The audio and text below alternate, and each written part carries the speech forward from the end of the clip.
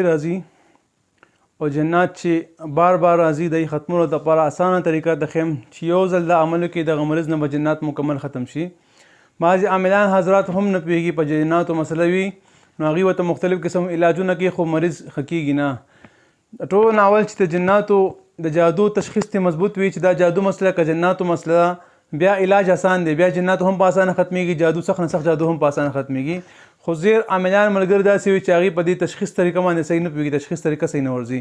خو بهرحال تشخیص طریقه نه بیانوم، خو دې چې جناتو طریقه ته بیانوم چې په کومو مریضانو باندې جنات وي او جنات ترې نه ځي او بالکل ترې نه ځي او جنات پې بار بار دورې راځي، ورځ کې پې څو پیرې دورې راځي او جنات دوره ترې نه ختمېږي.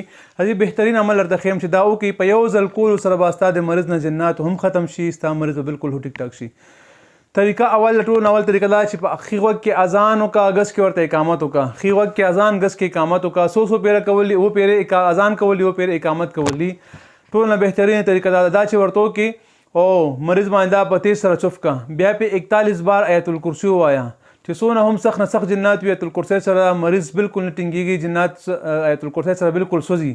چغې به وایي چې زه خو سوځم ما پرېږده، آیت الکرسي مو وایه، بیا نه راځم، دا نه کوم هغه نه کوم، هر څومره چغې چې وایي دي 41 بار آیت الکرسي وایه. دویم نمبر که چېرې جادوګر جنات وي، جادو په وجه پې راځي، کله راځي او کله تښتي، کله حاضري کله تښتي، نو بیا ورسره سوره یونس آیاتونه چې کوم دي 81 82 نمبر آیات دا 41 بار دا وایه. فلما القوا قال موسی ما جئتم به سحر، او دا پې دم کا.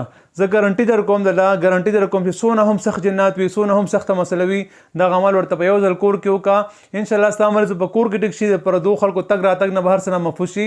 په دې اوبه دم که د اوبه را په مخ په زور سره چڼکو وکړه، څو بیا په مخ په زور سره چڼکو ورته وکړه، د جنات په بدن کې ټولو سوځي.